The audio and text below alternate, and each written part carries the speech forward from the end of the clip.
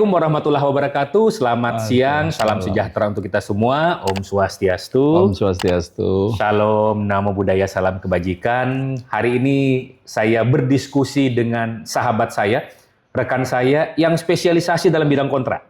Ya. Nah, Pak Made Sudarsana. Beliau ini sudah berapa tahun, Pak ya? Meninggalkan dunia pengadaan barang dan jasa secara resmi. Kalau secara non formalnya kan, secara formalnya kan masih ya kan seperti itu. Kalau saya sebenarnya di dunia pengadaan barang jasa itu kalau dibilang baru 44 tahun sih. Baru ya? Iya. Baru. Karena saya mulai sebagai PNS itu di tahun 1982. Diawali di Kementerian PU. Wah. Tapi nampaknya karena usia sudah manula, tahun 2020 saya di SK-kan untuk purna. Di SK-kan tuh. Tapi berarti Bapak hampir sebagian besar usianya itu bergelut dalam bidang pengadaan barang jasa. Pengadaan barang dan jasa. Jadi mulai dulu mengenal bagaimana istilah BESTEK, RKS, terus sudah begitu sampai sekarang yang namanya model dokumen. Nah, itu. Dan sebagian besar di PU kan, Pak? Sebagian besar di PU bahkan pernah minta mau pindah. Ya, tapi tidak diizinkan oleh pimpinan. Luar biasa. Nah, sekarang kalau kita bicara masalah pengadaan barang dan jasa nih, Pak ya, spesifik dalam bidang kontrak ya. Siap. Karena kalau kita bicara masalah pengadaan barang dan jasa, banyak di luar sana yang fokus terhadap pelaksanaan pemilihan. Ya.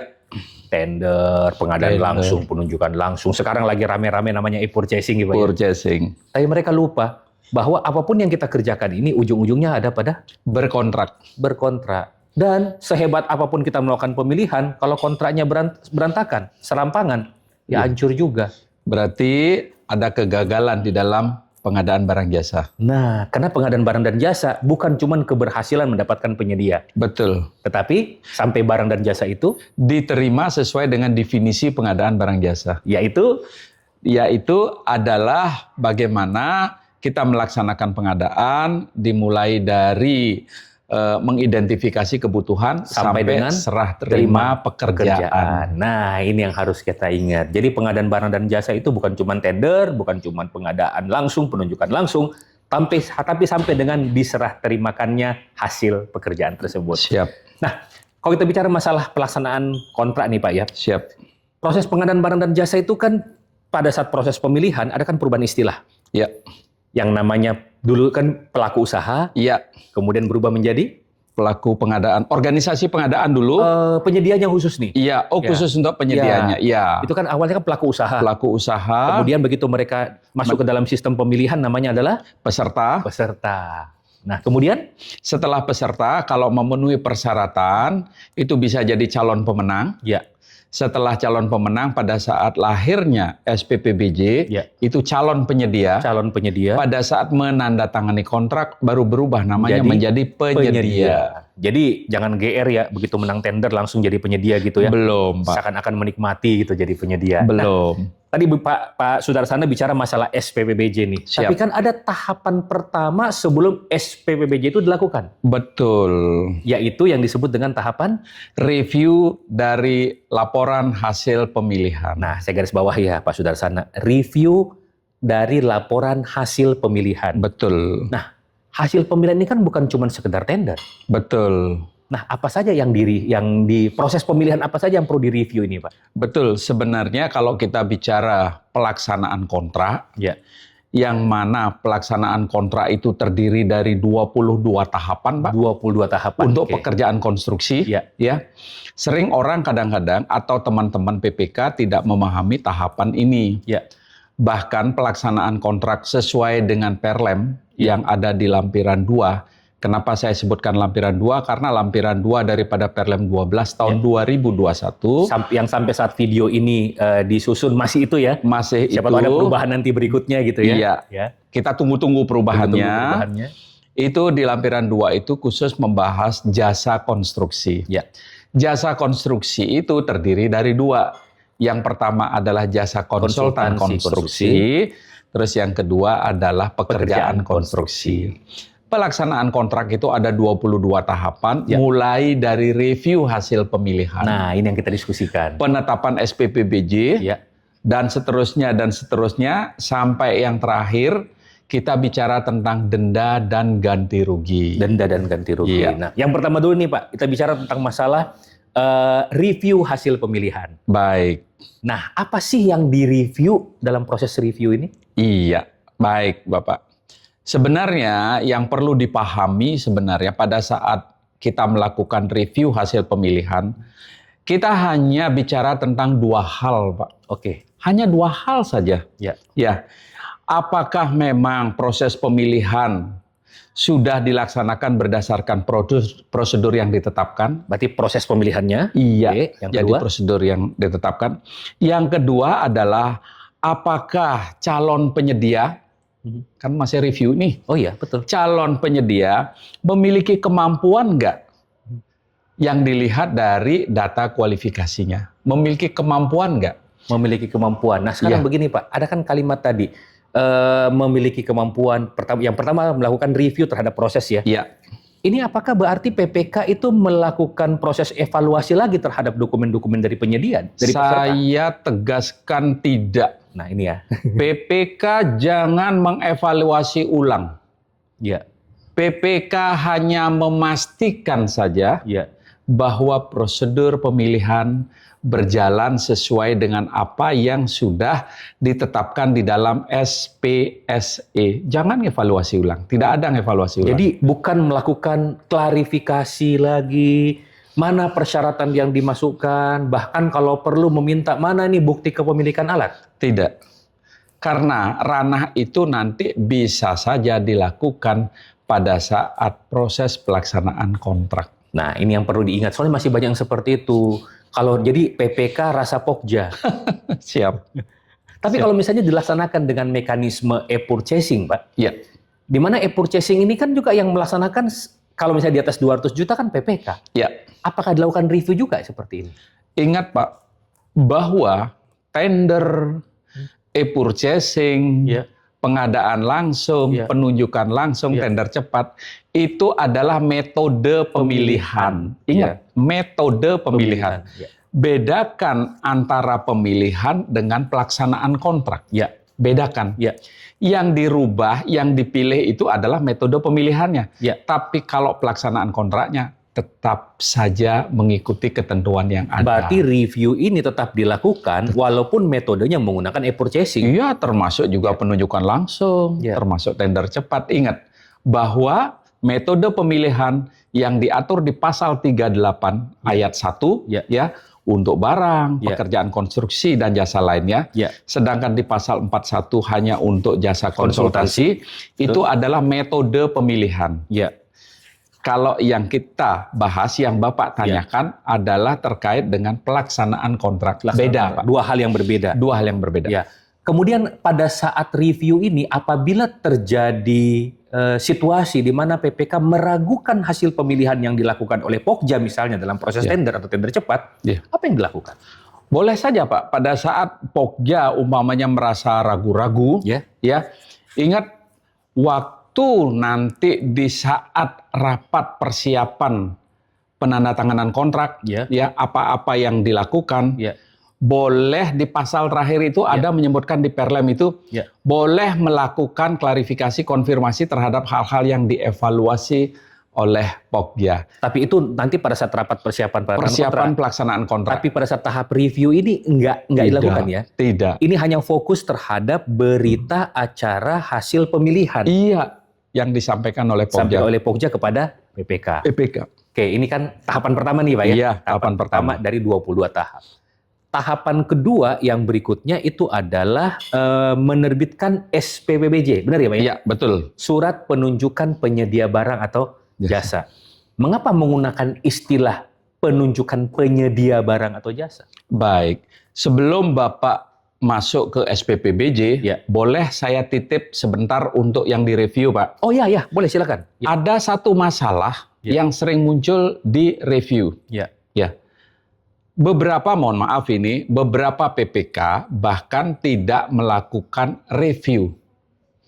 Tidak melakukan review. Padahal dalam Perlem jelas-jelas berbunyi bahwa wajib melakukan review sebelum menetapkan Penyedia. SPPBJ, menetapkan SPPBJ, belum tidak menetapkan kerja. Begitu bahasa, begitu bahasa di Perlem. Jadi wajib, jadi harus. Jangan menganggap bahwa review ini adalah tahapan yang si hello saja, tidak. Ini harus dilakukan, dan itu silahkan kalau Bapak mau, Bapak Ibu yang mau mengikuti, umpamanya nih, kalau pada saat saya diberikan kesempatan oleh Pak Khalid membawakan materi itu, di sana akan saya tunjukkan bagaimana kertas kerja review, bagaimana bentuk daripada berita acaranya. Jadi mudah kan kalau sudah menerima penjelasan itu. Jadi kalau misalnya ada yang menginginkan bagaimana sih kertas kerjanya, jangan cuma minta di YouTube atau di TikTok, minta kertas kerjanya dikirim ya. Ikut pelatihan yang dilaksanakan oleh KMP Training Institute. Seperti itu.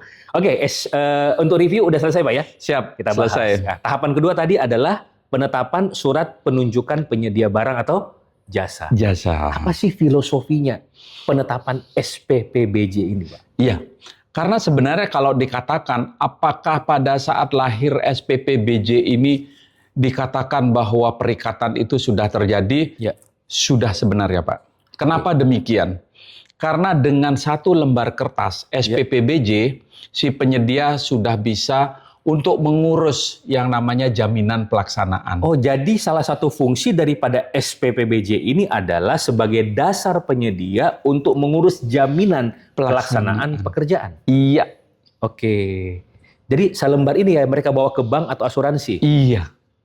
Makanya kalau kita lihat di dalam ketentuan Perpres, SPPBJ adalah bagian daripada pelaksanaan kontrak ya. Iya. Iya. Dan ingat, SPPBJ yang diterbitkan, dipastikan sudah diterima oleh si penyedia, si calon penyedia, dipastikan. Silahkan apakah itu dikirim langsung atau melalui sistem. Kalau di ketentuan disebutkan bahwa SPPBJ itu dikirimkan melalui SPSE. Dipastikan. Ya, karena terus terang saja. Ini berkaitan dengan permasalahan-permasalahan yang saya potret, Pak. Ya, ini masalah apa yang Bapak sering dapatkan di kasus SPPBJ ini? Salah satu di antaranya yang menarik, ada penyedia yang mengatakan belum menerima SPPBJ. Nah, kira-kira kenapa dia beralasan begitu? Bisa saja karena waktu pemilihan, entah itu tender dan lain sebagainya, mungkin perang harga dan lain sebagainya, ternyata setelah ditunjuk sebagai pemenang, mereka mungkin tidak siap. Salah satu alasannya mereka mengatakan bahwa saya tidak menerima SPPBJ. Berarti sebenarnya harus ada semacam berita acara atau bukti penerimaan SPPBJ. Betul. Ini yang sering dilupakan. Betul. Karena tidak ngeles nanti. Dan ingat, SPPBJ harus ditembuskan ke APIP. Nah, ingat ya, SPPBJ ditembuskan ke APIP. Jelas itu. Aparat Pengawas Intern Pemerintah. Inspektorat. Inspektorat kalau dia di APBD, Inspektorat Jenderal kalau dia di APBN. Iya. Seperti itu. Itu ada kata-katanya itu harus ditembuskan. Ada di dalam Perlem. Jelas. Nah ini saya yakin nih. Pejabat penandatangan kontrak menginput data SPPBJ dan mengunggah hasil pemindaian SPPBJ yang telah diterbitkan pada SPSE dan mengirimkan SPPBJ tersebut melalui SPP kepada penyedia yang ditunjuk dan ditembuskan kepada APIP. Ingat, Perlem loh itu, ditembuskan ya kepada APIP. Ini insight yang luar biasa untuk yang kedua. Nah, sekarang kita bicara yang ketiga, Pak. Di tahapan yang ketiga adalah rapat persiapan penandatanganan kontrak. Benar, Pak ya? Betul. Rapat persiapan penandatanganan kontrak. Nah, selama ini yang Bapak dapatkan di lapangan, apa sih permasalahan yang sering muncul pada tahapan rapat persiapan penandatanganan kontrak? Banyak sebenarnya, Pak. Rapat persiapan penandatanganan kontrak ini sangat penting dilakukan. Kalau instruksinya di Perlem itu mengatakan bahwa pejabat penandatanganan kontrak dan penyedia wajib melaksanakan rapat persiapan penandatanganan kontrak setelah SPPBJ terbit. Wajib. Ada kata wajib. Itu di Perlem. Kalau tidak dilaksanakan ya berarti melanggar gitu kan Pak? Betul. Wajib. Oke. Jadi ada permasalahan-permasalahan. Di rapat persiapan penandatanganan kontrak itu ada beberapa hal yang dibahas. Yang pertama pastinya akan finalisasi rancangan kontrak. terutama terkait dengan naskah perjanjian. Yang naskah surat perjanjian yang di awal itu. Betul. Itu dulu waktu tender yang menjadi DPP dan dokumen pemilihan kan baru draft, Pak. Betul. Jadi itu disempurnakan. Ya. Yang kedua adalah menyempurnakan daripada SSKK. Syarat-syarat khusus kontrak. Betul. Pasal demi pasal yang ada di SSUK yang menyebutkan bahwa dijelaskan di SSKK itu harus diisi dengan jelas, Pak. Karena jangan sampai nanti SSUK-nya bilang A, isiannya bilang B. Dan sering sekali itu terjadi. Nah, kalau begitu secara hukum keperdataan, ya itu ada cacat hukum perdata di situ. Betul. Nanti baru terasa apabila terjadi yang namanya masalah gitu. Oke, ini permasalahan yang sering terjadi. Apalagi Pak yang Pak sering hadapi? Di SSKK juga ingat Pak, ada lampiran. Oke. Iya, SSKK itu ada lampiran. Lampiran itu terdiri dari yang pertama bicara tentang apakah di penawaran itu ada harga timpang. Oh, harga satuan timpang? Iya, itu wajib harus ada di lampiran. Sudah begitu terkait dengan personal manajerial, terkait dengan peralatan, terkait dengan pekerjaan yang disubkontrakkan, dan jangan lupa terkait dengan SMK. Ya, SMK itu adalah terkait dengan manajemen keselamatan konstruksi. Manajemen keselamatan konstruksi. Itu merupakan lampiran daripada SSKK. Jadi bukan cuma surat perjanjian, SSUK dan SSKK. Iya. Juga harus melihat lampiran-lampiran yang merupakan satu kesatuan daripada kontrak itu sendiri. Iya, betul. Utamanya tadi harga satuan timpang karena akan mempengaruhi dalam proses pembayaran nanti. Termasuk juga kalau ada adendum, Pak. Oh, oke. Harga-harga timpang itu perlu diperhatikan. Kalau ada adendum, umpamanya volumenya bertambah, tidak boleh harganya mengikuti harga timpang. Iya, harus kembali kepada harga HPS. Iya, seperti itu. Oke, ini yang ketiga. Ya, kira-kira ada Bapak yang mau tambahkan lagi untuk rapat persiapan penandatanganan kontrak? Nah, disinilah yang ingin saya sampaikan bahwa apa-apa saja yang dibahas di rapat persiapan penandatanganan kontrak, yang pertama pastinya finalisasi SSKK, terus melihat kembali jangka waktu pelaksanaan apakah melewati tahun anggaran, siapa tahu proses pemilihannya terlalu lama, terus cantumkan juga rencana penandatanganan kontrak itu kapan. Nah, penandatanganan kontraknya. Sudah begitu dokumen kontrak dan kelengkapannya itu apa saja di sana dibahas, Pak. Sampai yang terakhir itu terkait dengan hal-hal yang telah diklarifikasi dan dikonfirmasi pada saat evaluasi penawaran. Boleh dibahas di sana. Tapi ingat kalimatnya dibahas ya? Iya, yang sudah dibahas. Jadi dibukakan pintu oleh Pokja, ya dibahas, dievaluasi. Nanti si PPK akan menegaskan kembali. Bolehkah pada saat itu PPK meminta menghadirkan tenaga yang ditawarkan? Belum, tidak di sana persyaratannya. Oke, soalnya ada yang mengatakan rapat persiapan penandatanganan kontrak bisa dong kita minta menghadirkan personil. Tidak. Belum ya, bukan di situ ya. Belum. Wilayahnya tidak di sana. Nanti wilayahnya ada serah terima lokasi kerja dan personil. Ada wilayahnya itu. Nanti kita bahas di bagian yang lain seperti itu. Siap. Oke, kita masuk sekarang ke tahapan yang keempat. Tahapan yang keempat di catatan saya adalah penandatanganan kontrak. Siap. Pak, kalau kita bicara tanda tangan kontrak ini kan kayaknya orang lihatnya seperti seremonial. Nasi kuning gitu kan, tumpeng gitu kan, tanda tangan rame-rame, foto-foto, ceklek-ceklek, tepuk tangan. Apakah seperti itu yang namanya penanda tangan kontrak? Sebenarnya kembali lagi kepada ketentuan, Pak. Iya.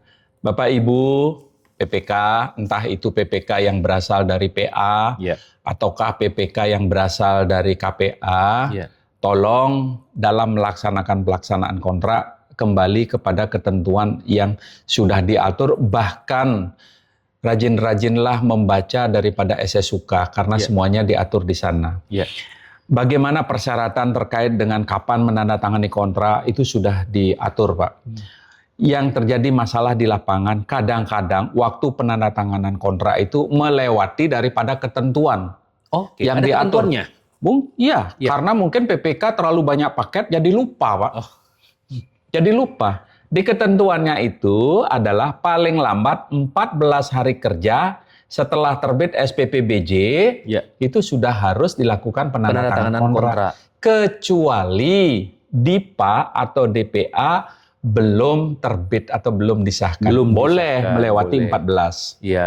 Tapi ini kan juga berarti jangka waktu surat penawarannya penyedia itu akan lewat sebenarnya kan? Nah, Salah satu itulah filosofinya. sebenarnya sesuai dengan materi yang saya bawakan hari ini, Iya. mitigasi risiko. Ya. Di dalam mengambil keputusan apabila menandatangani kontrak lebih dari 14 hari kerja, Ya. apa yang perlu dimitigasi? Ya. Ya, surat penawaran daripada penyedia yang masa berlakunya berakhir, itu harus diperpanjang. Oke. Sudah begitu jaminan penawaran, Kalau ada, kalau itu juga ada, diperpanjang juga. diperpanjang. Itu bagian daripada mitigasi risiko. Nah, berikutnya Pak, kita bicara masalah penandatanganan kontrak.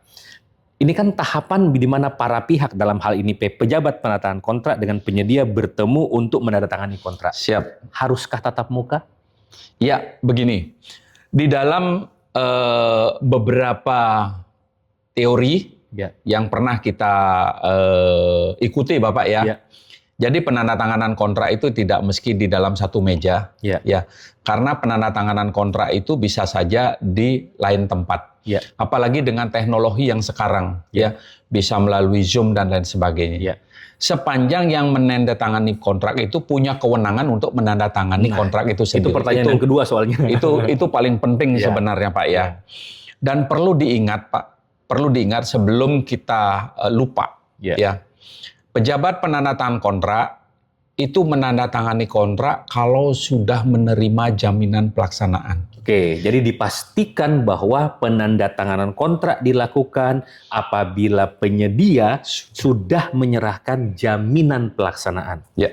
Bukan cuma sekedar fotokopi jaminan ya, tapi Tidak. jaminan aslinya gitu ya. Jangan percaya dengan janji bahwa jaminan itu sudah diurus di bank dan diyakini akan segera terbit. Tolong kita bisa melaksanakan penandatanganan kontrak. Jangan. Apakah jaminan pelaksanaan ini harus diklarifikasi kepada penerbit? Wajib. Oke, wajib diklarifikasi untuk memastikan bahwa sifat-sifat daripada jaminan itu terpenuhi. Ya. Salah satu sifatnya adalah unconditional. Unconditional. Ya, unconditional adalah apabila terjadi cedera janji atau permasalahan yang terjadi, maka tuntutan daripada pejabat penandatanganan kontrak ya paling lambat 14 hari sudah diselesaikan oleh si penerbit. Penerbit jaminan. Tanpa ada kata-kata bahwa ini harus ada pernyataan dulu surat A, surat B. Tapi begitu pejabat penandatanganan kontrak mengatakan ini ada one prestasi, maka penerbit jaminan harus mencairkan jaminan tersebut. Dan ingat Pak, konfirmasi dan klarifikasi, jawabannya dan konfirmasi itu harus secara tertulis. Iya. Ada dalam ketentuan. Iya. Ada dalam ketentuan. Bukan cuma telepon-teleponan seperti gitu Pak ya. Bukan cuma lisan. Iya. Nah, tadi Bapak mengatakan bahwa tanda tangan kontrak bisa dilaksanakan tidak harus tatap muka, apalagi sekarang sudah teknologi. Yang paling penting adalah siapa yang menandatangani kontrak tersebut. Betul. Nah, kalau kita bicara tentang penyedia barang dan jasa, siapa yang punya kewenangan menandatangani kontrak untuk dan atas nama penyedia? Yang pertama pastinya untuk memudahkan Pak ya, siapa yang menandatangani penawaran. Oke, ini yang paling artinya bahwa yang menandatangani penawaran harus yang memiliki kewenangan di dalam perusahaan itu sendiri. Ya. Dari sana runutannya Pak. Ya. Yang melakukan. Jangan. Ini Pak, kalian pasti teringat dengan beberapa daerah yang kita tidak sebutkan inisial daerahnya Bapak. Ya.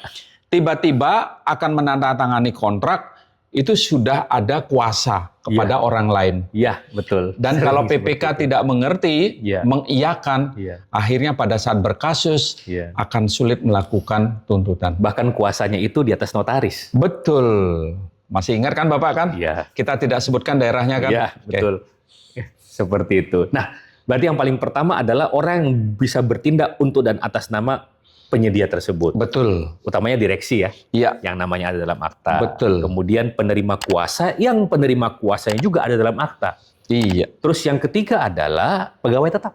Iya, betul. Yang dibuktikan sesuai dengan ketentuan peraturan perundang-undangan. Perundang-undangan. Dulu kan kita masih menggunakan pajak ya, form pajak 1721A1. Tapi sekarang udah berubah nih dengan sistem Cortex yang sekarang. Iya. Menggunakan BPA dan seterusnya. Iya. Seperti itu ya. Oke, kita udah masuk kepada penandatanganan kontrak, Pak. Boleh Ya, saya selipkan satu hal, Pak. Ya. Jangan lupa, Pak. Ya. Ya.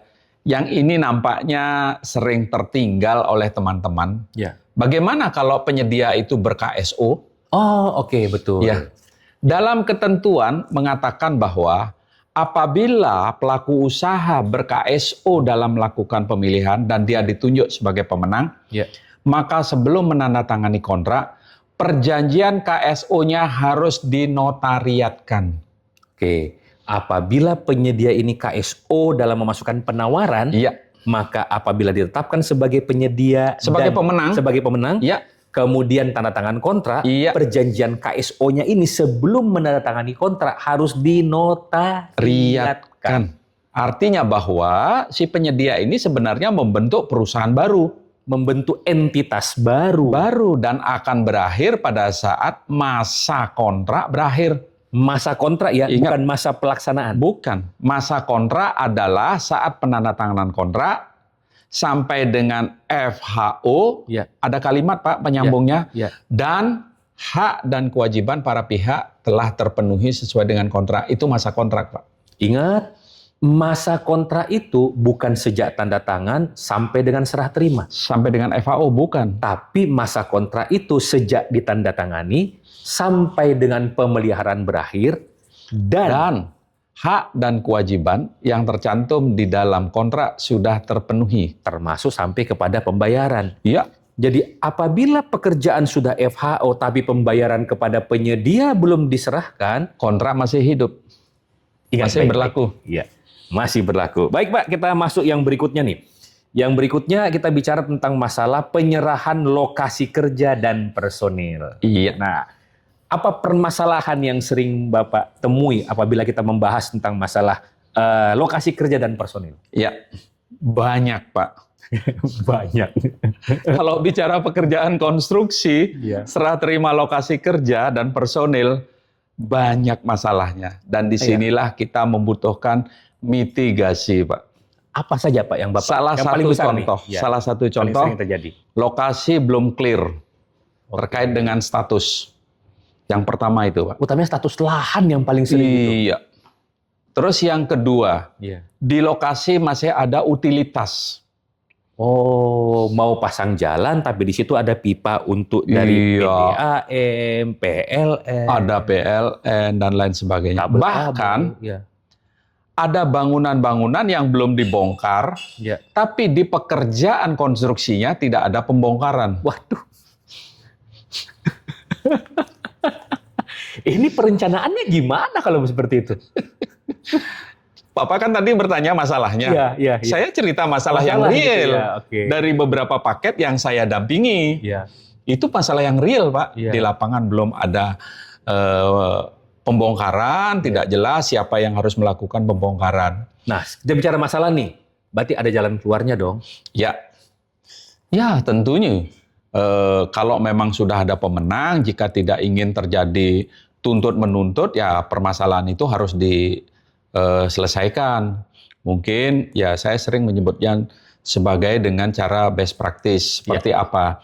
Jangan ada pihak-pihak yang dirugikan. Ya. Bisa saja karena diberikan kesempatan pada saat serah terima lokasi, Ya. apabila ada hal-hal yang tidak sesuai dengan apa yang dilakukan pada saat pemilihan, dilakukan addendum kontrak. Apakah ini yang termasuk dengan bagian yang disebut dengan peristiwa kompensasi? Bisa jadi. Bisa jadi. Bisa jadi dan ini sering terjadi. Ya. Sering terjadi. Karena peristiwa kompensasi itu kan peristiwa di luar daripada kemampuan atau yang diakibatkan oleh para pihak. Betul. Seperti itu. Dan jalan keluarnya adalah dilakukan addendum. Addendum kontrak. Jadi addendum kontrak itu bukan setelah pelaksanaan, pada saat serah terima pun sudah bisa dilakukan addendum dong. Sudah bisa. Sudah bisa dilakukan ini. Addendum. Ya, Karena tadi pada saat serah terima lokasi, serah terima personil seperti itu, penyerahan lokasi kerja memang belum fix untuk dilaksanakan. ya. Ada permasalahan lain tidak Pak untuk masalah penyerahan lokasi kerja dan personil? Bagaimana kalau personilnya nih Pak? Kalau personil, Ya. ya mohon maaf. Kalau bicara tentang personil ini sebenarnya kan bicara tentang oknum ya. Iya. Bicara tentang oknum, banyak alasan-alasan. Saya tidak bisa menghadirkan. Ya, betul.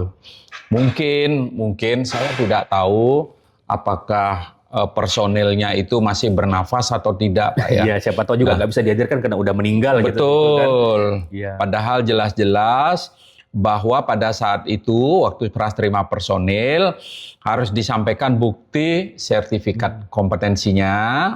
Sudah begitu dengan menghadirkan personil yang bersangkutan. Jelas. Menghadirkan Personil yang bersangkutan. Artinya personil yang ditawarkan pada saat pelaksanaan pekerjaan itu harus dihadirkan. Iya. Kalau tidak mampu menghadirkan. Tapi saya sering sekali apakah saya disebut sebagai hal yang mengambil keputusan bijak atau bagaimana, teknologi yang sekarang memungkinkan mungkin personil tersebut dihadirkan dalam bentuk umpamanya Zoom, Pak. Atau video call itu sudah memungkinkan bahwa mereka sebenarnya sudah siap untuk melaksanakan pekerjaan. Dan perlu diingat Bapak, ini yang kadang-kadang ya. Artinya begini, dalam hal masa berlaku izin atau sertifikatnya habis setelah masa akhir pemasukan dokumen penawaran, bisa jadi loh Pak, waktu memasukkan penawaran, masih berlaku SBU-nya. Bukan, ini untuk personilnya. Oh, personilnya. Iya, betul. Pada saat memasukkan penawaran, itu sertifikat keahliannya masih berlaku. SKK-nya. Tapi pada saat selesai evaluasi, dia sudah tidak berlaku lagi. Betul. Ada sebenarnya ketentuan yang jarang sekali dibaca, Pak. Apa itu? Ya, ketentuannya, dalam hal masa berlaku izin atau sertifikat habis setelah batas akhir pemasukan dokumen penawaran, maka peserta harus menyampaikan izin sertifikat yang sudah diperpanjang kepada pejabat penandatangan kontrak. Begitu bahasa yang pertama. Bahasa yang kedua, apabila penyedia tidak dapat menunjukkan bukti sertifikat, maka pejabat penandatangan kontrak meminta penyedia untuk mengganti personil yang memenuhi persyaratan. Jadi dilakukan penggantian personil pada tahapan tersebut? Iya. Sehingga akan muncul pertanyaan, kapan boleh melakukan pergantian personil? Ada dua wilayah, Pak. Yang pertama pada saat serah terima personil apabila memang sertifikatnya sudah tidak berlaku. Yang kedua apabila memang pada saat masa pelaksanaan si personil tersebut dianggap tidak cakap, tidak perform. Iya. Sedangkan kalau yang lain-lain alasan umpamanya, Pak boleh nggak personil saya akan ganti, saya tugaskan ke tempat lain. Nggak bisa. Kalau itu dilakukan maka PPK bisa memberikan SP atau surat peringatan. Betul. Bahkan bisa sampai kepada tahapan pemutusan kontrak. Itu termasuk masalah yang ada di personil. Ya, baik. Oke Pak, personil ini kayaknya udah clear Pak ya. Siap. Sekarang kita masuk yang berikutnya, SPMK, Surat Perintah Mulai Kerja. Kalau kita bicara non-konstruksi berarti Surat Perintah Pengiriman atau SPP. SPP. Ya. Apa permasalahan nih? Kita langsung permasalahan aja yang sering terjadi pada tahapan SPMK atau SPP ini Pak. Baik. Lebih mengerucut kepada permasalahan lebih mengerucut Pak, dan jalan keluarnya. Ya, kalau pengertiannya teorinya teman-teman udah bisa pelajari lah saya yakin dari peraturan LKP. Baik, mohon maaf Bapak Ibu sekalian, nggak apa-apa sih saya ungkap saja ya, saya ungkap saja permasalahannya. Yang pertama, SPMK belum terbit, penyedia sudah mulai bekerja. Saya nggak ngerti, SPMK belum terbit Pak. Pak, kadang-kadang bahkan pemilihan belum dilakukan, penyedia udah kerja loh. Ini real Pak, karena Bapak yang memancing pertanyaan begitu, saya kan harus jawab masalahnya. Iya. Dan emang real kok, real. Dan bahkan ada kebalikannya, sudah terbit tapi tidak bekerja. Iya. Atau bahkan dikerjakan oleh orang lain. Lah itu lagi. Atau bahkan kasusnya sengaja tidak diterbitkan SPMK untuk pekerjaan konstruksi, karena proses pemilihan untuk konsultan pengawas belum selesai. Oh, oke. Ya, padahal sebenarnya yang wajib itu pengawasan, bukan yang wajib konsultan pengawas. Harusnya kan bisa dilakukan oleh tim PPK dong. Iya, bahkan ada ketentuan bahwa SPMK selambat-lambatnya harus sudah diterbitkan 14 hari kerja setelah tanda tangan kontrak, Pak. Atau 14 hari kerja setelah menyerahkan lokasi pekerjaan. Nah, tapi sengaja tidak diterbitkan karena konsultan pengawasnya masih seleksi. Iya. Mungkin karena konsultan pengawasnya seleksinya sempat gagal gitu Iya, kan. betul. Diulang atau bahkan evaluasi ulang, makanya jadi bermasalah seperti itu. Ini permasalahan yang ada di SPMK, Pak ya. Kemudian apa yang harus diperhatikan supaya permasalahan tidak terjadi? Kalau yang pertama umpamanya terkait dengan tenggang waktu, ya itulah pentingnya perencanaan dalam proses pemilihan, Pak. Iya. Ya, sama-sama paket-paket itu harus direncanakan. Iya. Kata kuncinya masing-masing paket harus dibuatkan timeline, Pak. Timeline-nya harus jelas. Harus dibuatkan timeline. Kapan memulainya, lalu finishnya proses pemilihan kapan. Kalaupun ada tenggang-tenggang waktu, nggak masalah karena memang sudah disiapkan waktu 14 hari kerja. Kerja ya, bukan hari kalender ya, Pak ya? Bukan, kerja, Pak. Hari kerja. Bayangkan 14 hari kerja itu udah 2 ketemu minggu Sabtu Minggu loh, Pak. Iya. Ya, panjang itu. Panjang, dua ini. Oke, kita berikutnya, Pak. Di tahapan yang berikutnya adalah pemberian uang muka. Ya. Nah, apa permasalahan yang sering Bapak temui di lapangan yang berkaitan dengan tahapan pemberian uang muka ini? Ya. Saya sering sekali bertanya jika berada di depan kelas, uang muka ini haknya siapa? Banyak yang menjawab uang muka ini haknya penyedia. Iya. Ingat loh, Iya. uang muka ini adalah haknya daripada PPK. Iya. Sehingga di Perpres kalimatnya, PPK dapat memberikan uang muka. Iya. Dapat. Ya, uang muka dapat diberikan untuk persiapan pelaksanaan pekerjaan. Pasal 29 ayat 1. Iya, dapat. Dapat. Kalau umpamanya tidak memberikan uang muka, itu harus dibuatkan justifikasi oleh PPK. Kenapa tidak memberikan? Karena ini ditetapkan di awal kan Pak, pada saat punya rancangan kontrak kan? Betul. Bukan setelah ada pemenang. Bukan pemilihan. Bukan pemilihan. Apalagi bukan pada saat rapat persiapan penandatanganan kontrak. Sebelumnya Pak. Jadi mau diberikan atau tidak, itu pada saat menyusun rancangan kontrak, Pak. Iya. Ada di SKK kalau tidak salah. Pekerjaan ini dapat diberikan uang muka. Garis miring tidak. Betul. Berarti harus dipilih dong. Iya. Sejak awal. Oke. Terus uang muka itu gunanya untuk apa sih, Pak? Bisa untuk nikah lagi nggak? Sebenarnya inilah yang sering menjadi permasalahan. Kadang-kadang ada satu daerah ya yang takut memberikan uang muka karena khawatir nanti uang muka dimanfaatkan untuk hal yang bukan peruntukannya. Padahal tidak sulit Pak untuk mengontrol itu. Nah, gimana? Coba kalau kita baca SSUK di pasal 8. SSUK pasal 8. Jelas-jelas berbunyi terkait dengan pembukuan. Ya. Penyedia wajib menyampaikan laporan terkait pemanfaatan dana yang sudah diterima, Pak. Oke. Dengan catatan, pejabat penandatanganan kontrak jangan masuk ke wilayah besaran nilainya. Tapi? Karena itu etika bisnis. Tapi memastikan bahwa uang muka itu sebenarnya sudah dimanfaatkan sesuai dengan peruntukannya. Karena waktu pertama dia mohon uang muka dengan beberapa peruntukan-peruntukan. Misalnya untuk DP.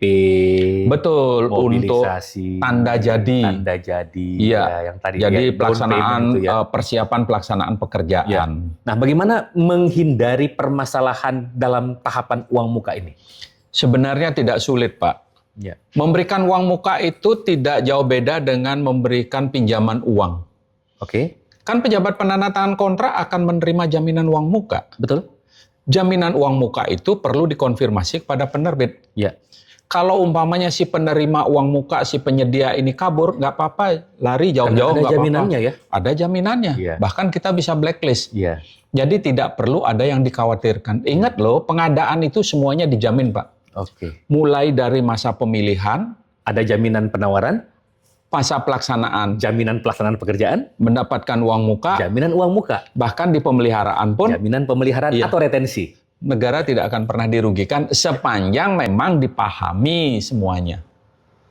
Iya, jadi memang fokusnya itu adalah harus berhati-hati dalam proses pelaksanaannya seperti itu. Ya. Oke, tahapan berikutnya setelah kita bicara masalah uang muka, ada yang namanya penyusunan rencana mutu untuk pekerjaan konstruksi atau program mutu untuk jasa konsultansi. Ya. Nah, ini permasalahannya nih Pak, yang sering Bapak temukan di dalam penyusunan RMPK ini apa? Yang sering terjadi adalah di mana penyedia tidak menyusun karena tidak memiliki kemampuan untuk menyusun RMPK. Tidak menyusun karena tidak memiliki kemampuan. Iya, tidak RMPK. memiliki kemampuan. Ya, itu salah satu. Dan pejabat penandatangan kontrak membiarkan kondisi seperti ini. Kenapa sih itu harus disusun, Pak? Karena memang di dalam pelaksanaan pekerjaan yang kita pedomani adalah RMPK, Pak. Isinya apa saja RMPK ini? RMPK ini bicara tentang rencana pelaksanaan. Apa yang mau dilaksanakan dalam pekerjaan konstruksi tersebut itu diuraikan di dalam Betul, RMPK. rencana pemeriksaan, Pak. Tahapan-tahapan yang dilakukan, laboratoriumnya di mana. Betul, termasuk pengujian-pengujiannya. Kayak hammer testnya itu dilakukan siapa, kapan, itu di situ semua dituangkan. Termasuk subpenyedia dan pemasok. Subkontrak, kemudian kalau misalnya tiang pancang belinya di mana, AMP, batching plan seperti itu. Betul, struktur organisasi. Nah, siapa yang menjadi direksi teknisnya, siapa penanggung jawab lapangan. Jadwal pelaksanaan, termasuk kurva S. Iya, termasuk bar chart, Pak. Bar chart juga. Bar chart biasanya kami tuntut untuk terkait dengan rantai pasok. Oke. Iya. Di mana memesan, kapan PO-nya, handlingnya berapa lama, memastikan bahan barang itu kapan tiba di proyek.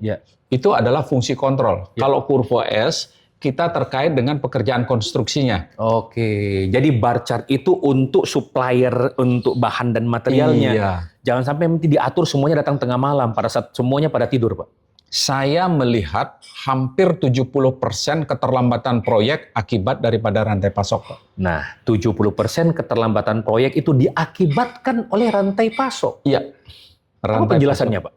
Iya, karena penyedia memang tidak ditertibkan terkait dengan di mana tempat memesan, pabriknya di mana, handling cost-nya berapa lama, pengangkutannya melalui udara, laut, atau darat. Tidak jelas, Pak. Dan inilah semua yang dituangkan dalam rencana mutu pekerjaan konstruksi. Betul, Pak. Jadi hanya dengan tahapan ini saja kita bisa mencegah banyak sekali permasalahan di bidang pekerjaan konstruksi, kan? Itu yang perlu Menarik. Dan ingat, program mutu disesuaikan dengan karakteristik dan apabila ada adendum kontrak, itu bisa direvisi. Jadi RMPK yang ada di awal itu bukan berlaku untuk selamanya. Disesuaikan juga dengan pelaksanaan pekerjaan yang dibuktikan dengan adanya adendum kontrak, kan, Pak? Iya. Oke. Baik, kemudian yang berikutnya.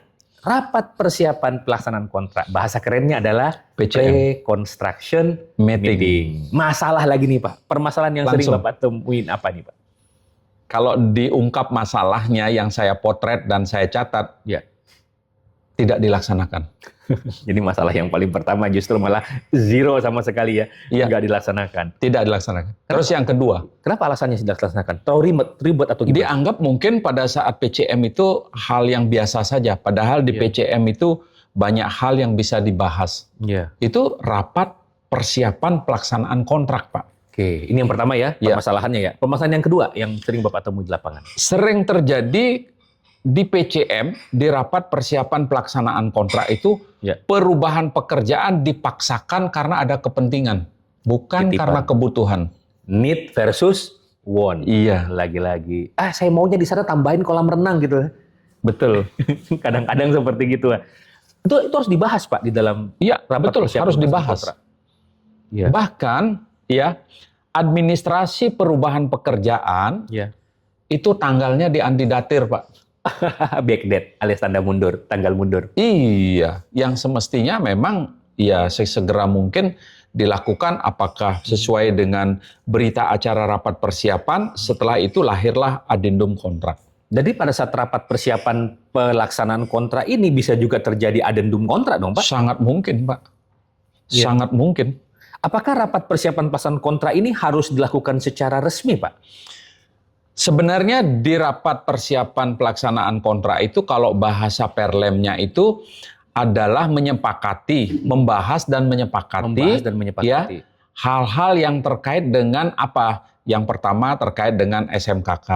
Yang tadi standar mutu ya? Iya, itu bicara tentang rencana keselamatan, RKK, rencana mutu, sudah begitu terkait dengan lingkungan, terkait dengan lalu lintas itu dibahas. Terus rencana kerjanya. Jadi itulah pentingnya. Sehingga dalam praktek sering sekali saya pada saat RMPK disusun dan mempresentasikan oleh penyedia, saya jadikan satu dengan PCM, Pak. Oh, digabungkan dengan Lebih pre-construction efisien waktunya. Siapa yang hadir pada saat PCM, Pak?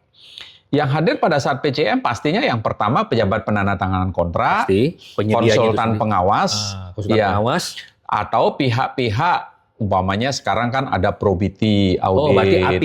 Iya. Iya. Untuk Termasuk mengetahui. tenaga ahli seperti itu. Iya. Jadi yang tenaga paling ahli. pertama pejabat penandatanganan kontrak udah pasti, yang kedua penyedia itu sendiri, Iya. yang berikutnya yang ketiga konsultan pengawas Iya. supaya dia mengetahui apa yang diawasi nih pada saat pelaksanaan. Iya, betul. Kemudian yang berikutnya adalah itu para pihak yang terkait yang melakukan probity misalnya APIP, konsultan perancang bisa ikut tidak sebagai bagian daripada proses. Begini Pak, kalau umpamanya pekerjaan itu memakai konsultan MK, ya, tugas daripada MK itu boleh melakukan review, Pak. Ya. Tapi kalau pekerjaan itu dilakukan dengan supervisi konsultan pengawas, wajib menghadirkan konsultan perencana atau konsultan perancang. Iya, karena konsultan perancang masih memiliki tanggung jawab utamanya yang melakukan pengawasan berkala kan? Iya, betul. Seperti itu. Masih memiliki tanggung jawab, Pak. Iya. Uangnya masih ditahan. Masih ditahan seperti itu. Iya. Walaupun realitanya kadang-kadang konsultan perancang udah melarikan diri setelah serah terima. Seperti itu. Oke, Pak, yang berikutnya mobilisasi. Ya. Permasalahan apa yang sering Bapak temukan pada saat proses mobilisasi ini? Ya, di mobilisasi ini kan pengaturannya paling lambat dimulai 30 hari kalender. Ya. Ya, sejak diterbitkan SPMK. Tapi ada kalimat yang mengatakan bahwa untuk hal-hal tertentu, ya tentunya sesuai dengan kebutuhan, Pak. Oke. Tidak menunggu 30. Iya. Jadi ada memang mungkin di hari pertama sudah harus dimobilisasi. Iya, sudah harus mobilisasi. Iya. Terkait dengan mempersiapkan fasilitas seperti direksi gate, ya, terus pagar pengaman untuk proyek itu sudah harus dilakukan pada saat mobilisasi. Pada saat di awal tahapan mobilisasi. Iya. Nah, sehingga kalau misalnya mobilisasi ini terlambat, ini kan jadi efek berantai terhadap proses pelaksanaan sampai seterusnya. Proses berikutnya, setelah mobilisasi ada proses pemeriksaan bersama. Nah, iya. Karena ini tahapan yang berikutnya kita bahas. Betul. Dalam proses pemeriksaan bersama. Ya. Itu permasalahan apa yang sering Bapak temukan dalam proses pemeriksaan bersama? Permasalahan yang paling klasik sebenarnya, Pak. Ya. Yang paling klasik yang sering terjadi, hasil pemeriksaan bersama itu dituangkan dalam berita acara dan berita acaranya lahirnya lambat banget, Pak. Bisa sebulan baru lahir. Ya. Padahal untuk melaksanakan pekerjaan itu kan didasarkan kepada hasil pemeriksaan bersama. Iya, yang kita sebut sebagai MC0, Pak. Ya, oke. Ya. Jadi ini kalau kita bicara seperti di Pertamina gitu ya, kalau kita ngisi bensin mulai dari nol ya. Iya, betul. Jadi MC0-nya berada di pemeriksaan bersama itu, gitu. baru mulai. Kalau ini lambat-lambat, terus nanti yang lainnya juga ikut kacau, Pak. Ya. Hasil pemeriksaan bersama ini bisa menjadi dasar untuk adendum kontrak, Pak? Sangat mungkin. Iya. Ya, pada saat kita menyusun MC0, ternyata ada perubahan kondisi di lapangan, ya itu harus dituangkan di dalam berita acara dan ini bisa menjadi dasar untuk adendum kontrak. Yang terjadi adalah perubahan kondisi lapangan tidak dituangkan dalam adendum. Baik. Ya. Oke, sekarang masuk yang paling penting justru pengendalian kontrak. Iya. Nah, apa yang menjadi masalah dalam pengendalian kontrak nih, Pak? Iya. Pengendalian kontrak itu jangan dipandang sebelah mata, Pak. Iya. Ya, jadi pengendalian kontrak itu sebenarnya wajib dilakukan siapa saja yang harus melakukannya. Oke. Dalam Perlem menyebutkan bahwa yang melakukan pengendalian kontrak yang pertama adalah pejabat penanatan kontrak. Oke. Yang kedua adalah penyedia. Ya. Yang ketiga adalah pihak ketiga independen, konsultan. Ya. Ya. Dan atau pengguna akhir bisa juga. Pengguna akhir. Contohnya, membangun rumah sakit atau kita membangun ruang OK, ruang operasi. Ya. Yang paling tahu memanfaatkan ruang operasi itu dokter bedah, Pak. Oke. Boleh dilibatkan pengguna akhirnya. Dalam pengendalian kontrak. Iya. Jadi dalam hal ini adalah pejabat penandatangan kontrak jangan sok tahu. Betul. Iya. Iya. Kira-kira apakah fungsinya, kemudian tata ruangnya itu sesuai dengan kebutuhan daripada pengguna akhir? Iya, pengguna akhir. Hanya nanti si pengguna akhir harus dibatasi wilayah-wilayahnya. Oke. Contoh umpamanya rehab gedung sekolah. Ya. Boleh seorang pengajar guru dilibatkan. Ya. Tapi perlu diingat, seorang pengajar tidak memiliki disiplin teknis. Betul. Jadi perlu dibatasi di bagian-bagian mana saja yang kita perlu, umpamanya mereka harus memberikan masukan. Ya, jadi hal-hal yang bersifatnya fungsi sebenarnya. Iya. Bukan ke arah keteknisan, apa yang akan dimanfaatkan oleh pengguna akhir tersebut. Betul. Nah, pengendalian kontra ini dilakukan sejak kapan, Pak? Pengendalian kontrak ini sebenarnya sudah harus dilakukan sejak serah terima lokasi. Jadi sejak serah terima lokasi udah lakukan proses pengendalian sampai dengan terakhir dong. Sampai dengan terakhir. Sampai dengan terakhir. Pengendalian kontrak itu. Baik. Ada lagi Pak yang kira-kira Bapak perlu tegaskan dalam hal pengendalian kontrak? Artinya di dalam pengendalian kontrak itu kan harus ada evaluasi. Ya. Yang namanya evaluasi mingguan. Saya sering menyebutkan sebagai weekly meeting. Weekly meeting. Jadi meeting setiap minggu. Iya. Ya. Untuk mengevaluasi apa-apa yang sudah dilaksanakan dan membahas apa-apa yang akan dilaksanakan ke minggu berikutnya. Karena ingat di time schedule itu mengatur tentang mingguan, Pak. Dan setiap minggu itu apa saja yang dipotret? Betul, terkait dengan permasalahan-permasalahan yang terjadi. Ya. Terus usulannya seperti apa? Ya. Terkait dengan prestasi pekerjaan, terutama deviasi-deviasi yang minus. Itu harus dibahas dengan jelas. Jadi kalau misalnya terjadi permasalahan, setiap minggu itu sudah dipotret dan dicari jalan keluarnya. Betul. Bukan nunggu sampai 1 bulan ya? Nah, sehingga di materi saya, Pak, terkait dengan pemutusan kontrak, saya menyebutkan di sana, Pak. Sebenarnya permasalahan yang ada di pelaksanaan kontrak itu sudah ada sejak awal tapi tidak terdeteksi. Dan itu akan menjadi gunung es sehingga membuat pejabat penandatangan kontrak dihadapkan dengan permasalahan-permasalahan yang akhirnya membuat kontrak harus diputus. Kayak numpuk ya minggu pertama, ini masih kecil. Akan shifting ke minggu kedua, minggu ketiga, terakhir numpuk di akhir kontrak. Iya. Seperti itu. Baik, berikutnya Pak, kita masuk kepada yang namanya inspeksi pabrikasi yang walaupun catatannya ini adalah apabila diperlukan. Iya. Ini apa sih Pak? Apa permasalahan yang sering Bapak dapatkan di sini? Iya, jadi inspeksi pabrikasi itu jelas Bapak Ibu sekalian ya, boleh dilakukan. Boleh dilakukan. Ya. Tapi dengan catatan itu memang sudah diatur lebih awal di rancangan kontrak. Ya, sudah diatur sehingga sering sekali ada pelanggaran-pelanggaran. Model pelanggarannya adalah inspeksi pabrikasi dilakukan namun tidak dicantumkan di dalam kontrak. Yang pertama ya. Jadi terus, dilakukan tapi tidak ada dasarnya di dalam kontrak. Iya. Oke. Yang kedua, inspeksi pabrikasi dilakukan dengan membebankan biaya kepada penyedia. Plus ada uang sakunya gitu ya, Pak ya. Bapak sih mancing-mancing apa masalahnya. Lah, logika aja gitu. Kalau misalnya dibiayai oleh penyedia kemudian terjadi permasalahan, yang terjadi adalah pejabat penandatangan kontrak tersandra. Betul. Sebenarnya tidak masalah, Pak. Kalaupun membebani penyedia, karena di penyedia pada saat menawar itu ada wilayah yang sudah dibolehkan terkait dengan overhead. Oke. Ada profit, ada overhead. Bisa saja overhead itu untuk penggunaannya yang ini. Nggak masalah. Dengan catatan harus dicantumkan di dalam rancangan kontrak. Dan yang kedua lagi dilaksanakan secara profesional. Betul. Jangan sampai menjadi hal yang membiaskan penilaian daripada pejabat penandatangan kontrak. Oke, baik. Berikutnya Pak, pembayaran prestasi. Ya. Apa permasalahan di pembayaran prestasi ini? Langsung ke permasalahan Pak ya? Langsung permasalahan aja. Ya, karena kalau teori saya yakin teman-teman udah mahir lah. Walaupun mungkin nanti bisa saja permasalahan itu muncul karena teorinya nggak paham. Ya, tapi sebelum masuk ke permasalahan, boleh. Silakan. Satu pesan saya Pak, satu pesan saya kepada pejabat penandatangan kontrak, hanya ingin mungkin Bapak Ibu terlupakan membaca salah satu alinea pasal yang ada di pembayaran, yaitu bahwa pembayaran dilakukan terhadap pekerjaan yang sudah terpasang. Ingat, yang sudah terpasang. Ya, itu dulu.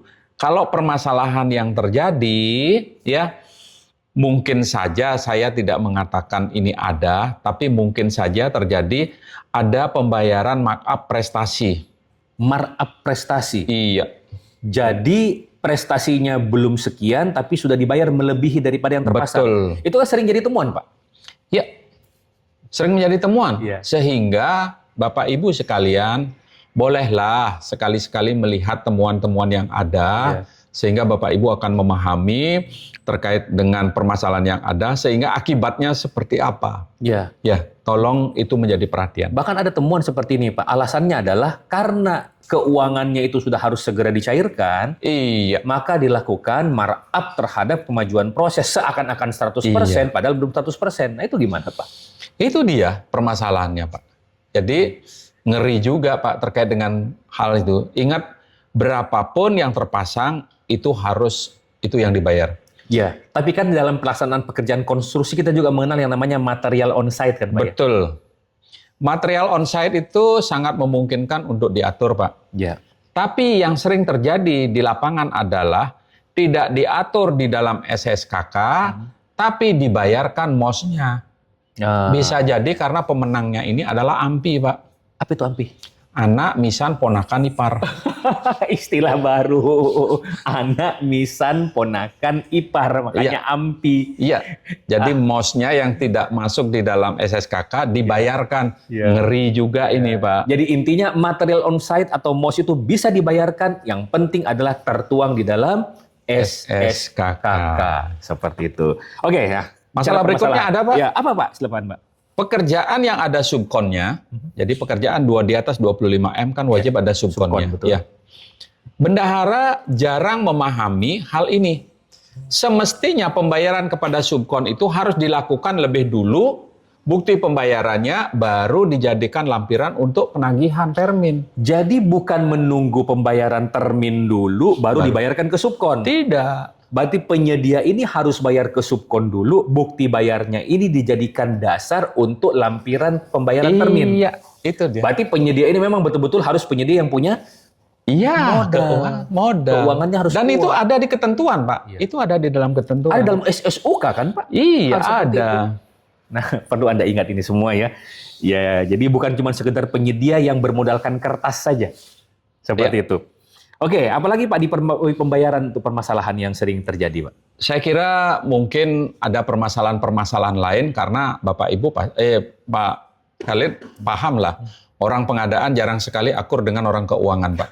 Ya, tapi saya selalu menyarankan coba dicarikan jalan keluar karena di pengadaan, apalagi di pengadaan yang dilaksanakan oleh daerah, Pak, ya, entah itu provinsi, kabupaten, kota, tidak bisa terlepas dengan aturan-aturan keuangan daerah, Permendagri. Betul. Sehingga perlu dicarikan solusi-solusinya. Saya kira masing-masing aturan tidak kaku kok, masing-masing aturan dicarikanlah jalan keluarnya.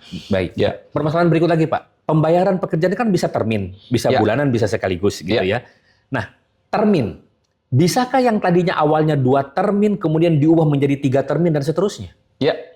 Kalau memang itu sudah diatur di awal di dalam dokumen pemilihan, termin pertama adalah 60%, termin kedua adalah 100%.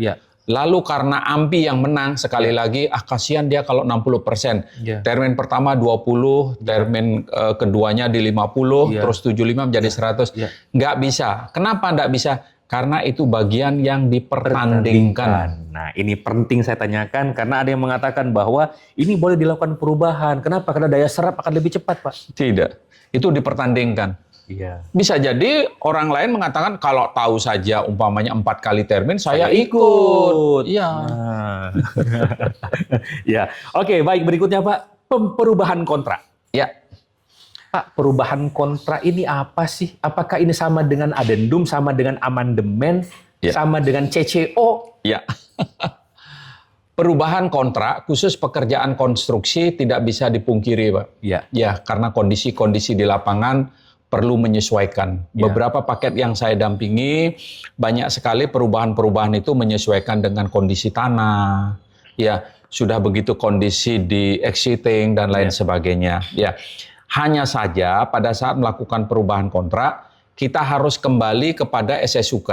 Ingat loh, Pak, bahwa surat perjanjian kontrak yang sudah ditandatangani sesuai dengan hukum perdata itu adalah merupakan undang-undang bagi kedua belah pihak. Pasal 1338 KUH Perdata Fakta Sunt Servanda. Iya, 1338 menyebutkan demikian. Sehingga kalau melakukan perubahan kontrak, kita harus kembali kepada pasal yang mengaturnya. Berarti bukan berdasarkan keinginan, tapi dikembalikan kepada SSUK itu sendiri. Betul. Perubahan kontrak itu hanya dibatasi untuk 5 hal, Pak. Apa saja?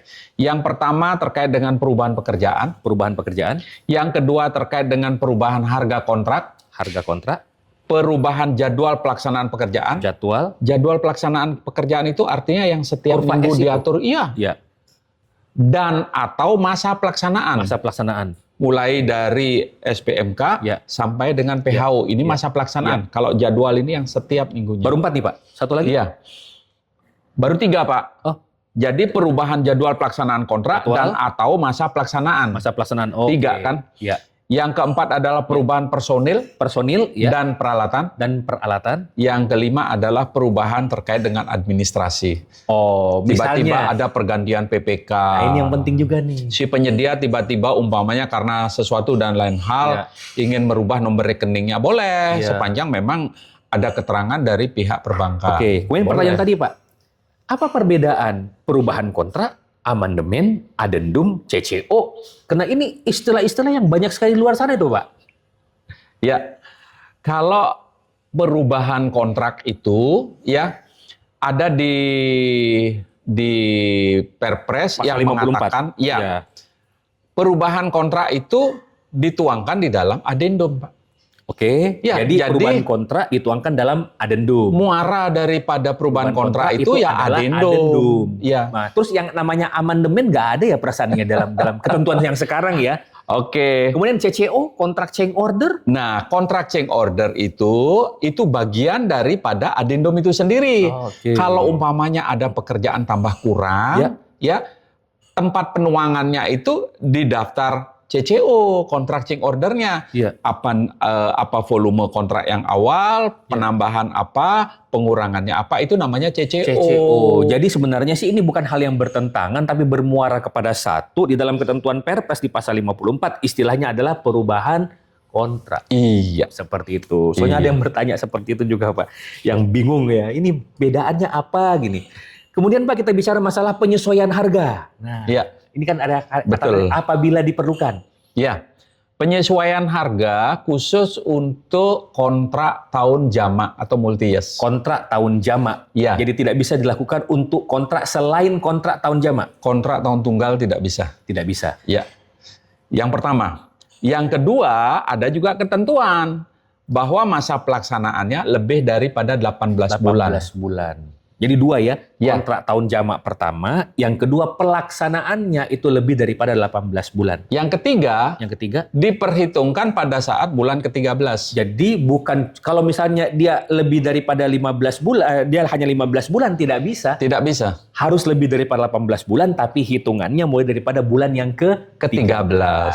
Ya. Pak, bagaimana dengan kondisi seperti sekarang yang perang Iran-Amerika yang menyebabkan harga menjadi tinggi, boleh tidak dilakukan yang namanya perubahan kontrak? Sebenarnya Penyesuaian harga kalau dalam hal kita melihat SSUK, Ya. ya, sebenarnya sangat dimungkinkan, Pak, Sangat untuk dimungkinkan. terjadi perubahan itu, Ya. bukan penyesuaian Ya. harga, Pak, tapi dimungkinkan dengan catatan cari pintunya dulu. Ah, itu yang penting tuh. Cari yang pintunya harus dulu. yang pas, ya. Masuk ke wilayah itu pintunya seperti apa? Ya. Bisa saja umpamanya memakai pintu keadaan kahar. Keadaan kahar. Oke. Ingat, keadaan kahar adalah satu keadaan yang Ya. tidak pernah diduga oleh para pihak. Para pihak. Ya, ini Ya. pas nih karena materi kita berikutnya keadaan kahar. Ya. Jadi satu keadaan yang tidak diduga oleh para pihak, Ya. sehingga hak dan kewajiban para pihak akan menjadi Terganggu, tidak. tidak Ya. dilaksanakan, ya. Jadi itu dia boleh masuk ke pintunya wilayah ya. itu. Tapi kalau kita bicara masalah keadaan kahar, kembali lagi siapa yang menetapkan keadaan kahar Nah, tersebut? kalau keadaan kahar yang berhubungan dengan kebakaran, demonstrasi, memang ada di dalam Undang-Undang Nomor 25, Pak. Ya. Menyebutkan seperti itu. Tapi kalau kondisi-kondisi yang seperti ini, Ya. keadaan kahar karena gangguan kedua belah pihak, saya Ya. kira tidak perlu ada penetapan, Pak. Ya, yang penting adalah ini dapat dibuktikan dan dapat dipertanggungjawabkan. Iya, betul. Dan jangan lupa konsultasi kepada APIP itu penting ya. Sangat penting, Pak. Jadi pada saat ini terjadi duduk bersama bareng dengan APIP menetapkan hal yang terbaik. Karena jangan sampai nanti penyedia malah dirugikan dalam hal ini. Betul. Iya. Jadi kalau kita umpamanya bahas detail itu Pak, nanti kita pastinya akan membahas lebih detail isi daripada SSKK, SSUK kita Pak. SSUK. Itu nanti mungkin di video yang berikutnya lah kita bicara hal tersebut. Kemudian berikutnya kita langsung ke penghentian kontrak atau berakhirnya kontrak Pak. Ya. Penghentian kontrak atau berakhirnya kontrak. Nah, kontrak berhenti, kontrak berakhir, itu sama tidak? Ya, baik. Jadi terkait dengan penghentian kontrak, pengakhiran kontrak, dan berakhirnya kontrak itu beda-beda Pak. Oke. Beda-beda. Jadi kontrak berhenti itu karena keadaan kahar bisa. Ya, Kontrak berhenti, ya. Pada saat COVID kita ketahui banyak kontrak yang dihentikan. Sudah begitu, kalau pengakhiran kontrak adalah di mana pelaksanaan pekerjaan tidak dapat dilanjutkan akibat keadaan kahar. Bisa. Jadi pengakhiran. Atau ruang lingkup kontrak sudah terwujud. Berarti pekerjaan sudah selesai dong? Sudah. Berarti kontrak dinyatakan berakhir. Pengakhiran kontrak. Ya, nggak usah tunggu sampai waktu pelaksanaannya habis kan? Iya. Itu juga banyak salah juga seperti itu. Nah, terus yang berikutnya adalah kontrak berakhir apabila pekerjaan telah selesai, hak dan kewajiban para pihak telah terpenuhi. Iya. Ya, berarti ini pekerjaan selesai nih yang seperti tadi. Iya, betul. Ya. Nah, kemudian berikutnya Pak, bedanya dengan pemutusan kontrak itu apa? Iya. Kontrak berhenti dengan kontrak putus. Iya. Pemutusan kontrak itu kata kuncinya ada yang cedera janji. One prestasi. Iya. Bisa jadi yang cedera janji adalah penyedia. Bisa jadi yang cedera janji adalah pejabat penandatangan kontrak. Oke, karena kan ini perjanjian para pihak, dua pihak. Bisa saja si A yang cedera janji atau si B yang cedera janji. Iya. Kalau ini terjadi, maka para pihak ini berhak untuk memutuskan kontrak. Betul. Seperti itu. Prosedurnya bagaimana Pak? Apakah harus ada perjanjian lagi untuk memutuskan kontrak? Karena ada yang bertanya demikian juga tuh Pak. Iya. Ada tahapan-tahapannya Pak. Oke. Jadi tahapan sebelum memutuskan kontrak itu pastinya diawali dengan peringatan-peringatan. Sudah begitu nanti ada rencana pemutusan kontrak. Ada rencana loh Pak. Rencana. Ya, ada rencana pemutusan kontrak. Setelah itu baru dilakukan pemutusan kontrak. Pada saat rencana pemutusan kontrak, 14 hari setelah itu baru pemutusan kontrak. Di 14 hari inilah sebenarnya dipersiapkan administrasi untuk mencairkan jaminan pelaksanaan dan lain sebagainya. Ini kalau misalnya yang memutuskan kontrak dari sisi pejabat penandatangan kontrak. Iya. Tapi kalau dari sisi penyedia yang memutuskan kontrak, ini tahapannya akan berbeda lagi. Akan berbeda lagi. Ya, termasuk kan nggak mungkin mencairkan jaminan loh, nggak ada gitu kan kesalahannya seperti itu. Iya. Ya, kemudian berikutnya Pak, ini yang perasaan kalau nggak salah ada di permasalahan tempat Bapak juga ini. Betul. Peninggalan. Iya.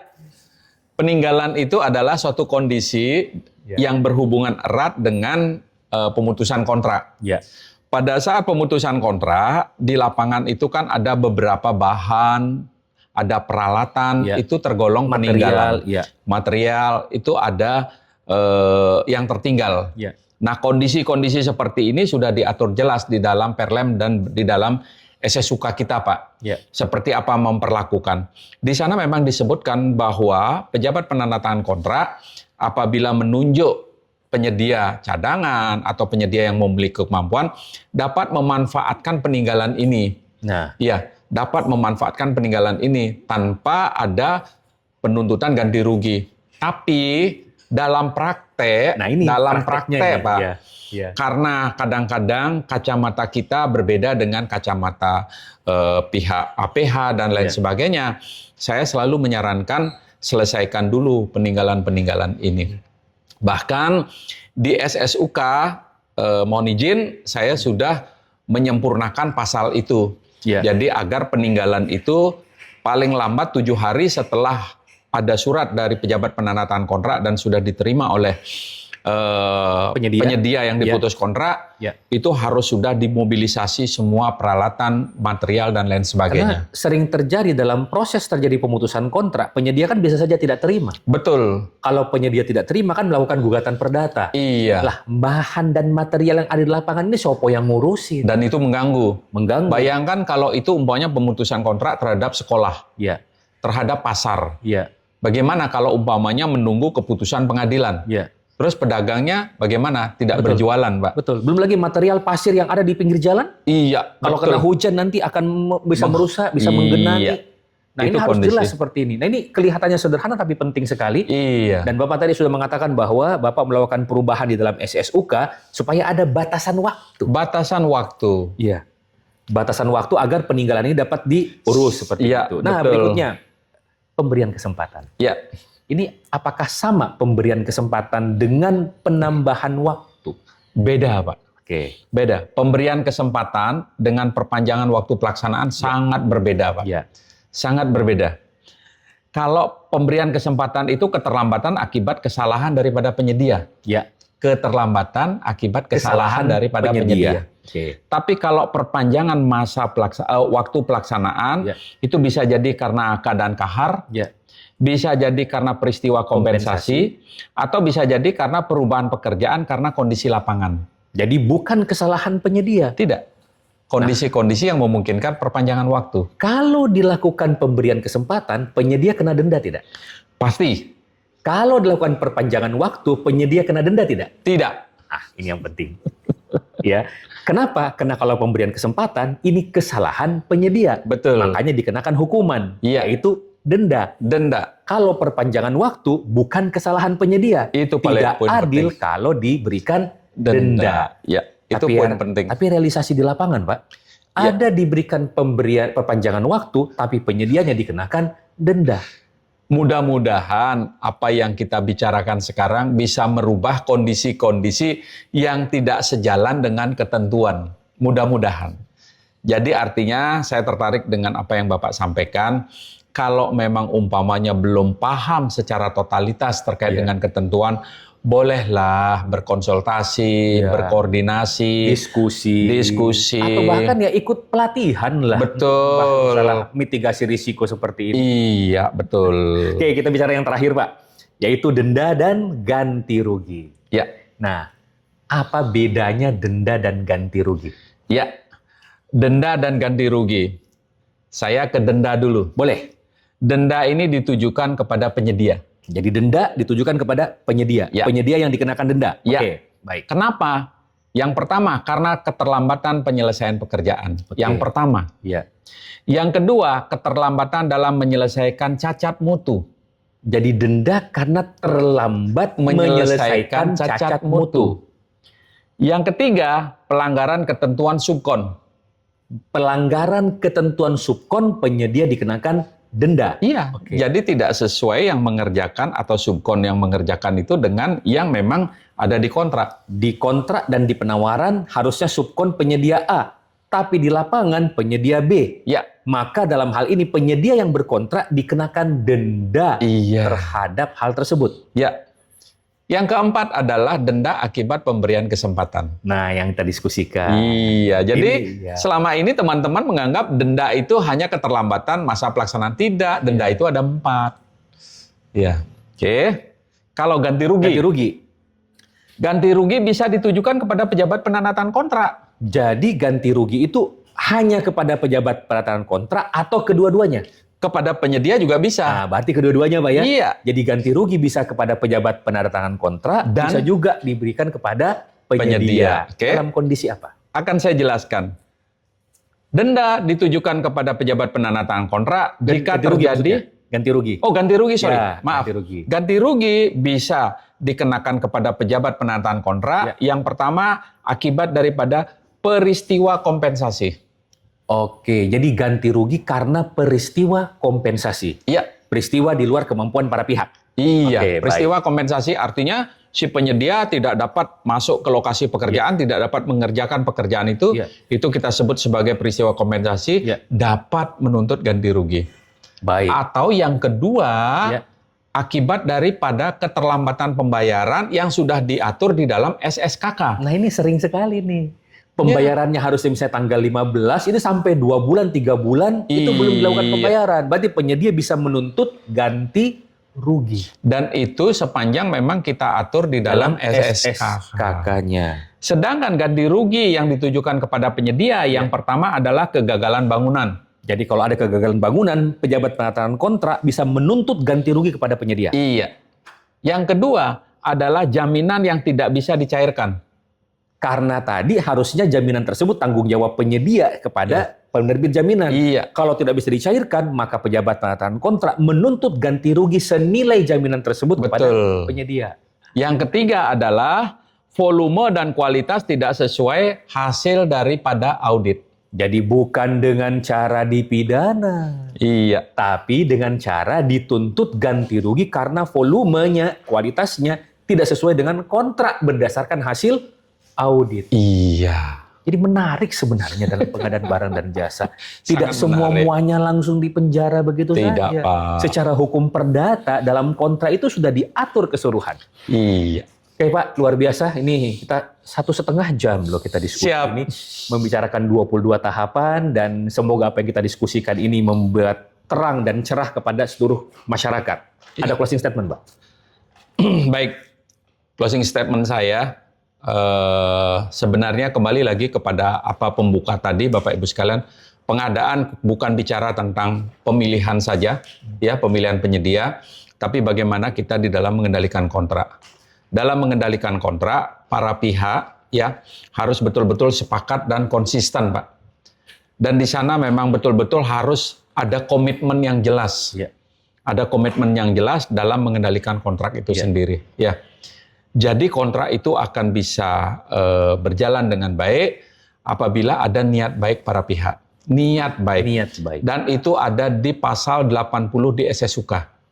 Para pihak harus memiliki niat baik untuk menyelesaikan kontrak itu sendiri. Jadi itu saja.